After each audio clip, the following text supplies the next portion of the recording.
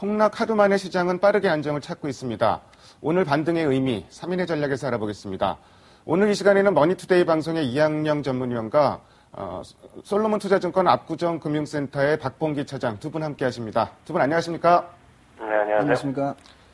시장의 중심이 되는 키워드를 하나씩 확인해 보도록 하겠습니다. 먼저 5위부터 3위까지 키워드를 화면을 통해서 확인해 보도록 하겠습니다.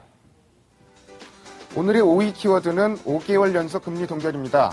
11월 구중금리가 5달째 동결되었습니다. 이제 시장의 관심은 금리의 인상보다는 인하 여부 쪽에 무게중심이 이동하고 있습니다. 4위 키워드는 대규모 해상 풍력단지 조성입니다. 정부의 10조 원 투자 소식에 풍력주가 강세를 보이고 있습니다. 풍력주 전망에 대해서 알아봅니다. 3위 키워드는 SK텔레콤 하이닉스 사실상 인수입니다. SK텔레콤이 오늘 중 우선 협상 대상자로 선정 발표될 것으로 알려지고 있습니다. 하이닉스의 반등 탄력은 그렇지만 미진한 모습입니다. 풍력주 얘기 먼저 시작해 보겠습니다. 2019년까지 지경부에서 10조 2천억 원을 이제 투자한다. 서남해 쪽에 해상 풍력 단지를 추진한다. 이런 얘기가 나왔고요.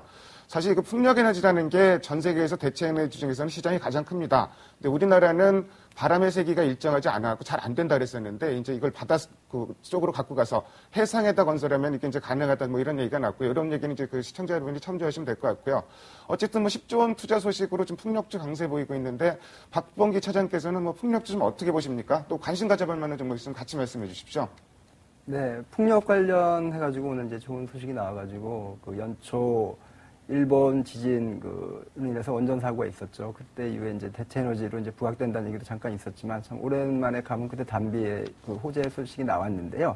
근데 이제 우리가 투자 포인트를 좀 잘 짚어봐야 합니다. 지금 가장 이제 문제가 되는 게 일단 이 서남의 이제 해상 프로젝트 같은 거에 보면은 2019년까지 장기 프로젝트입니다. 그래서 이제 단기간에 과연 수익 향상에 어떤 도움이 될 것인가 이제 그게 문제고요.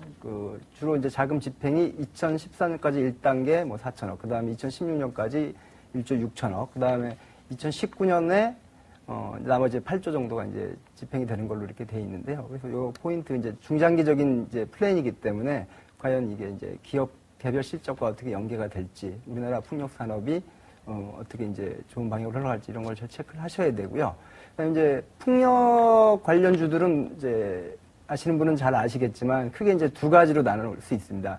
풍력 발전기 이제 시스템 업체가 있고요. 그다음에 이제 단순 단조 업체들이 있는데 단조 업체들이 아까 이제 지금 10% 이상 올라가고 있는 태웅이라든가 용현비엠, 현진소재 이런 종목들이 있고요. 그다음에 발전기 관련 업체들이 두산중공업, 현대중공업, 그다음에 삼성중공업, 그다음에 대우조선해양 이렇게 있는데요. 지금 제 개인적인 판단으로는 일단 지금 주로 수혜를 입고 그다음에 해상 프로젝트에 이제 주도적으로 참여하는 업체들은 발전기 업체이기 때문에 발전기 업체 쪽에 아무래도 수혜가 있을 것으로 예상이 되고요. 그다음에 단조 업체들은 지금 2000년대 중반 이후에 이제 공급 과잉으로 인해서 지금 대규모 차입금을 가져오는 등 재무 구조가 좋지 않습니다. 대부분 업체들이 지금 풍력 발전 관련해서 한 1,000억에서 1,500억 이상 차입금을 갖고 있고요. 다만 재무 구조가 우수하고 기술력이 풍부한 태웅만이 700억대로 지금 부채를 갖고 있거든요. 그래서 단조 업체 중에서는 관심 있게 볼 게 수혜 종목으로 태웅을 이제 관심 있게 볼 것을 말씀드리고요. 그다음에 아까 말씀드렸던 풍력 발전기 시스템 업체로 두산중공업이라든가 현대중공업, 그다음에 삼성중공업, 또 대우조선해양도 이제 어느 정도 관심 있게 봐야 될 종목으로 이렇게 봐야 될 것 같고, 지금 단기적으로 상승하고 있지만 시세 탄력이 지금 상한가 진입했다가 둔화되고 있는 모습은 기본적인 어떤 재무 구조나 그다음에 유럽이나 미국 업체들에 비해서 기술력이 좀 떨어지는 부분, 단순한 하청 업체로서 어떤 기술력의 한계, 경쟁력의 한계 이런 부분이 있기 때문에 신중하게 접근하실 필요가 있다고 생각이 됩니다. 그래서 장기적 2019년까지 투자인데요. 장기적으로 접근할 필요가 있다 이런 말씀하셨고요. 사실 재작년인가 한번 풍력주 바람이 불었었는데 그때는 이 단조 업체들 조선기자재 원래 그 업체들이 실적이 좋았기 때문에 거기다 이제 그 테마가 좀 덧붙여졌다는 거 그런 점에서 지금 그 단조준 중에서는 좀 종목을 좀 선별할 필요가 있고 그래서 뭐 종목은 태웅하고 두산중공업, 현대중공업 정도를 언급을 해주셨습니다. 다음으로 이제 그 하이닉스 얘기 좀 해보겠습니다. 뭐 SK텔레콤 어제 뭐 인수가 되느니 안 되느니 뭐 이러다가 결국은 이제 그 SK텔레콤으로 좀 넘어가는 것 같은데요. 근데 문제는 지금 그 어제 주가 하락한 이유가 뭐 인수 불확실성도 있었지만 D램 가격이 떨어지고 있다는 이 부분도 좀 그 중요한 원인으로 작용을 했습니다. 특히 이제 그 D램 그 2기가 현물가 가격이 지금 사상 최저까지 떨어졌고 이러면서 이제 골드만삭스에서는 하이닉스에 대해서 이제 투자 의견을 좀 하향하는 좀 이런 그 모습도 좀 나왔는데요. 이학영 의원께서는 글쎄 하이닉스 좀 어떻게 보고 계세요? 네, 그 하이닉스 의견 뭐 어제도 드렸고 그저께도 드렸는데요. 똑같은 생각 갖고 있습니다. 뭐 의견을 바꿀 이유가 합의의 이유가 없는데요. 말씀드렸다시피죠. 하이닉스가요, SK텔레콤 이제 거의 굳어졌는데요. 뭐 최종 결정은 안 났지만은요. SK텔레콤으로 피인수되면 기본적으로 분명히 기업으로서는 뭐 대형 호재죠. 왜냐하면 주인이 없던 회사가요, 주인이 다시 정확히 생기면 좀 반복된 얘기지만 경영진, 기업, 그 종업원 모두 긴장감이 생길 수밖에 없어 보이고요. 적극적인 투자도 이제 활성화될 것이고 그러니까 기업에는 분명히 호재입니다. 과거 이제 조선업종, 잠시 전에 현대중업도 얘기가 있었지만 현대중업이 1위, 대우조선이 2위였거든요. 10년 전까지만 하더라도요. IMF 지나면서 대우그룹 해체되면서요. 결국 대우조선이 지금 딱 주인이 없다 보니까요. 좀 삼성중공업한테 2위제를 넘겨준 거거든요. 똑같습니다. 그렇기 때문에 정말 그 주인이 나서서 적극적으로 가는 기업을 쫓아갈 수가 쉽지 않은 거죠. 하이닉스는 그렇기 때문에 당연히 호재라고 말씀드렸습니다. 인수되면. 다만요. 주가는 다른 얘기죠. 주가는요. 그 당시에 시황도 있어야 되고요. 업황도 있어야 되고 여러 가지가 된다고 봅니다. 그럼 도대체 지금 하이닉스가 사야 될 시기냐? 그리고 정말 하이닉스가 주가 많이 오르겠냐는 질문하신다면 여전히 저는 갸우뚱한 의견을 드릴 수밖에 없습니다. 왜냐면 우리 삼성전자에서 직접 얘기한 거 다들 기억하실 겁니다. 삼성전자 IR 할 때요. 그 회사 측에서 전 세계에서 가장 영향력이 큰 삼성전자 반도체 담당 사장이 뭐라고 그랬습니까? 1분기까지 반도체 가격이 계속 떨어질 가능성이 크다 그랬죠. 그런데 자꾸 애널리스트나 어떤 투자 전략가들이 반도체 좋아진다, 다 사야 된다 하는 얘기는 전 기본적으로 비논리적이라고 생각하고 있습니다.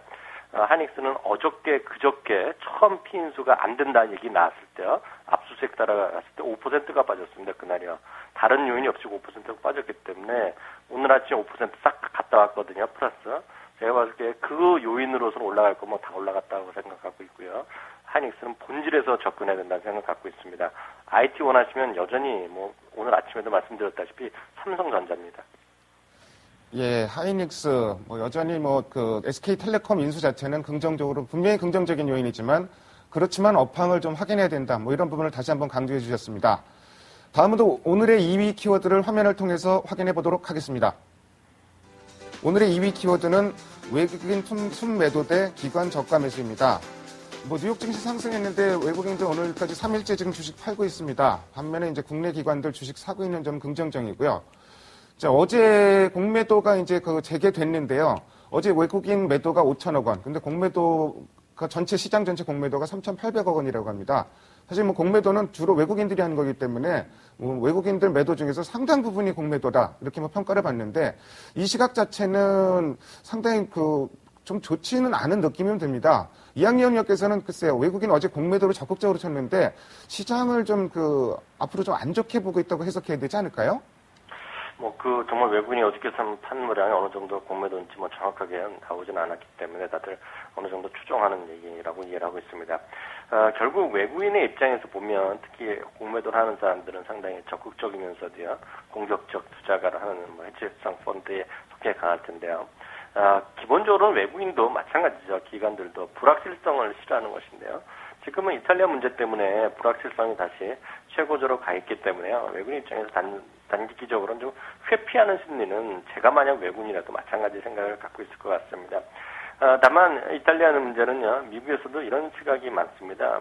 경제적인 문제, 즉 자꾸 금융으로 풀려 그러면 이탈리아는 절대 풀리지 않는 나라고요.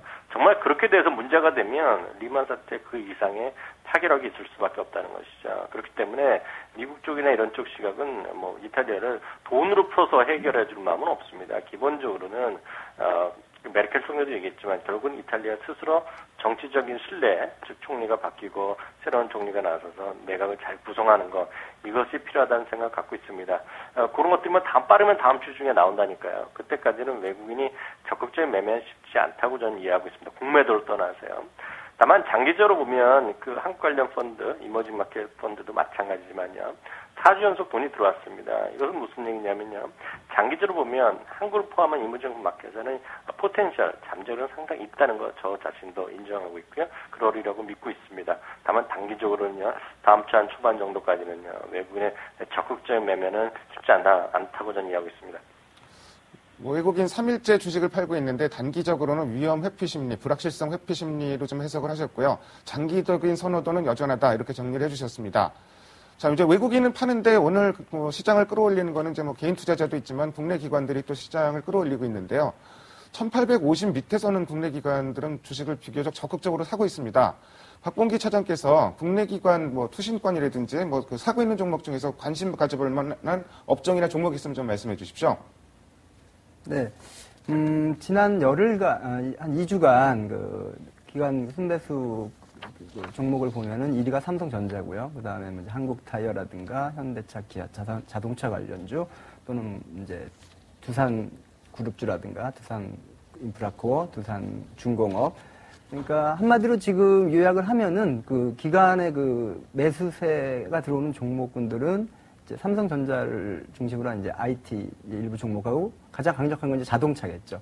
만성차든 또 한국타이어 같은 경우는 이제 부품주니까요. 한국타이어든 이런 자동차 관련주 또는 이제 중국 기축완화 기대감을 이제 반영해서 이제 기계 업종이라든가 이렇게 이제 집중이 되고 있고요. 지금 외국인들도 이제 마찬가지지만 기관도 상당히 지금 시장 그 변동성에 대한 어떤 좀 우려가 있기 때문에 적극적인 매수세는 사실 쉽지는 않은 상황입니다. 그래서 이제 1850선 이하에서는 이제 요런 아까 방금 말씀드렸던 언급했던 그런 종목군들 중심으로 이제 매수가 들어올 것 같고요. 그래서 일단은 아무래도 개인 투자자분들도 대형주 위주 또는 이제 시가총액 상위 종목 위주로 하시는 분들이라면 이제 기관이 사고 있는 삼성전자 같은 종목들 또는 이제 자동차 관련 부품이라든가 완성차 주식들 또는 이제 중국 긴축 완화 기대감이 있는 이제 기계 업종 또는 또 내수 업종 이런 종목 중심으로 해가지고 대응을 하셔야 될 것 같습니다. 국내 기관 특히 그 투신권 같은 경우는 시장을 좀 견인했으면 하는 좀 이런 그 바람이 있지만 그 바람은 잘 이루어지지 않고 있고 그나마 좀 그 장세 방어 역할을 하고 있다는 점 이거 자체는 좀 긍정적으로 평가를 할 수 있을 것 같습니다. 다음으로 오늘의 2위 키워드를 화면을 통해서 확인해 보도록 하겠습니다. 오늘의 1위 키워드는 지수 반등폭 확대입니다.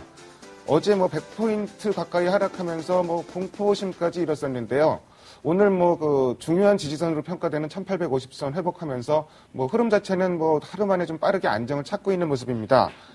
그래서 특히 제가 어저께 인덱스로서 빠진 거겠죠. 삼성전자가 급락했었는데 오늘 삼성전자가 크게 치고 올라오면서 시장을 견인하고 있는 모습인데 이학영 의원께서는 삼성전자 항상 말씀하시지만 지금 편입해도 되는지 항상 긍정적으로 보고 계신 것 같고요. 전체적인 전략은 지금 1850 회복했는데 좀 어떻게 가야 될까요?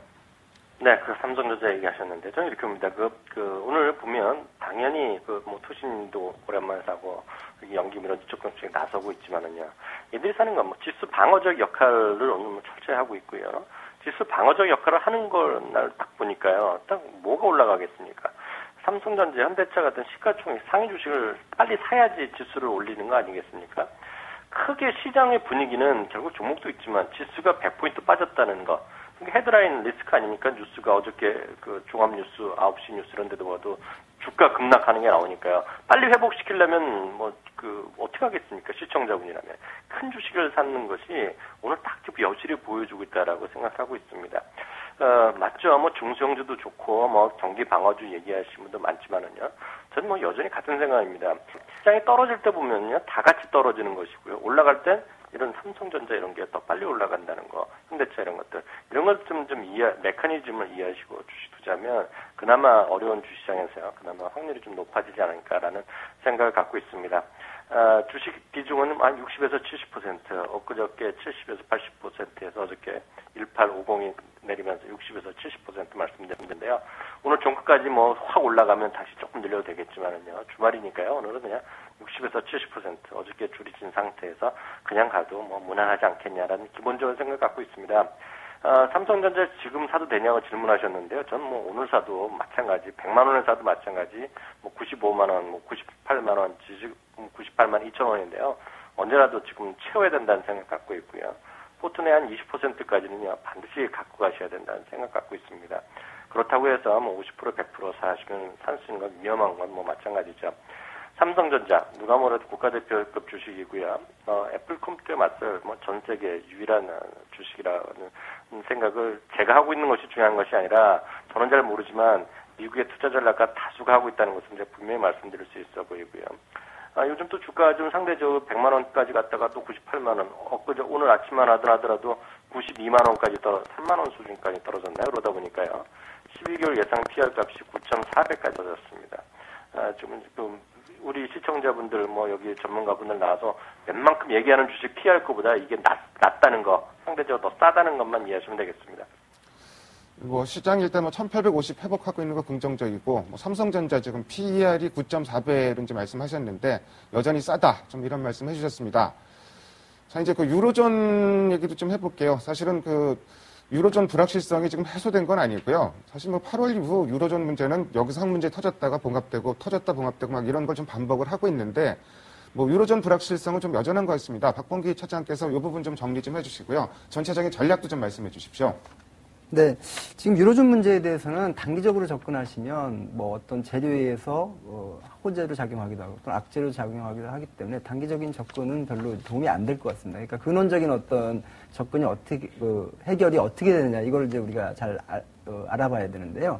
일단은 지금 이탈리아 문제가 이제 대두가 되고 있고, 이탈리아가 또 이제 잘못되면은 또 이제 그 다음에 프랑스, 또 더 나아가서는 뭐 유럽 전체, 또 미국, 전 세계 글로벌 시장. 그러니까 이렇게 이제 어떤 도미노 현상을 우려하는 거거든요. 그렇게 되면 전체적인 어떤 경기 후퇴라든가 뭐 WD 우려라든가 이런 게 이제 가시화될 수 있고요. 그래서 지금 제 생각으로는 독일의 역할이 중요합니다. 어차피 지금 EFSF에서 그 가용 자원이 2,500억 유로라고 하는데, 이탈리아의 그 내년까지 필요 자금은 뭐 3,600억이다, 4,000억이다 하니까 일단 자금 자체도 규모가 안 되고요. 그럼 결국 유럽 중앙은행 ECB가 나서가지고 국채를 이제 매입을 하든가, 또는 이제 최근에 뭐 나온 얘기입니다만은 독일, 프랑스, 이탈리아, 스페인, 벨기에 등 뭐 주요 5개국들 이상이 모여가지고 유럽 재정 공동 보증 기금을 만든다, 뭐 이런 얘기도 나왔는데요. 그래서 뭐 2조 3천억 유로를 갖다 조성을 한다, 이런 얘기 나왔는데, 결국은 어떤 독일이 이제 키를 쥐고 있다는 거죠. ECB에서 유럽 중앙은행에서 이제 국채를 매입하는 거에 대해서 독일은 상당히 인플레에 대한 어떤 그런 그 우려감 때문에 반대를 하고 있는데, 또 그 어떤 재정 공동 보증 기금을 만들든지 아니면은 뭐 그 ECB에서 어떤 주도적인 역할을 해서 그 구제금을 갖다가 이제 준다든지 하는 어떤 전체적인 해결의 키를 독일이 쥐고 있기 때문에, 이게 어차피 지금 논의가 계속 되고 있고, 뭐 정상들끼리 또는 재무장관들끼리 계속 논의가 되고 있는 부분이기 때문에 이 부분은 결국은 해답을 찾지 않을까. 근데 어떤 시간적으로 뭐 당장 다음 주다, 이번 달이다 이렇게는 안 될 것 같고요. 다음 달 또는 뭐 연말까지 또 이제 그 추이를 지켜봐야 될 것 같습니다. 시장은 지금 뭐 1800선이 이제 중요한 포인트라고 기술적으로는 보고 있는데요. 그동안 하락했던 단기 500-600포인트 하락을 하고 300포인트 올랐기 때문에 그 300포인트 50% 만회한 상승한 부분에 또 50%가 또 1800포인트다. 1950포인트에서 1800포인트가 지지가 되는 부분이, 만약에 상승 트렌드를 훼손시키지 않는다면 1800포인트를 지키는 것이 중요할 것 같고요. 그래서 1800포인트를 지지한다고 예상한다면 단기 관점에서는, 트레이딩 관점에서 그 화학주라든가 경기 민감주, 조선, 철강 쪽도 트레이딩 관점에서는 이제 관심을 가져야 되고요. 지금 뭐 계속 반복되는 이야기입니다만은 삼성전자를 중심으로 한 IT, 그다음에 자동차 관련주, 그거에 대한 이제 관심을 계속 가져야 될 것 같고, 삼성전자 오늘 아침에 93만 원 선까지 내려갔는데, 이제 95만 원 선이면 충분히 뭐 매수를 할 수 있는 가격대고요. 뭐 자동차 주식들은 뭐 크게 낙폭이 크지 않기 때문에 역시 관심 있게 봐야 될 것 같고, 제가 추가적으로 말씀드리는 거는 지금 이제 시장은 불안합니다만은 스마트폰 관련주라든가 컨텐츠 관련주들은 또 알게 모르게 빠지지 않고 수익이 뭐 단기가 됐든 중장기 됐든 크게 이제 수익이 나는 종목들이 많습니다. 그런 어떤 옥석을 찾아가지고 매매를 하신다면은 뭐 충분히 가능할 것 같고요. 그래서 아까 언급했던 뭐 중국 진출 하나 기대감이 반영되는 두산 관련 그룹주라든가 이런 다양한 업종으로 포트폴리오를 갖다 만들어서 대응을 하신다면 뭐 시장 상황은 1800선만 지지한다면 크게 뭐 우려하지는 않으셔도 될 것 같습니다. 네, 뭐 추세가 유지될 경우에는 조선, 화학, 철강, 뭐 트레이딩 가능하고 장기적으로는 스마트폰 기기라든지 이제 IT, 뭐 자동차, 중국 관련주 이런 쪽을 말씀해 주셨습니다. 지금까지 5가지 키워드를 통해서 오늘 시장의 흐름을 살펴봤습니다. 오늘 두 분 말씀 잘 들었습니다. 감사합니다. 감사합니다.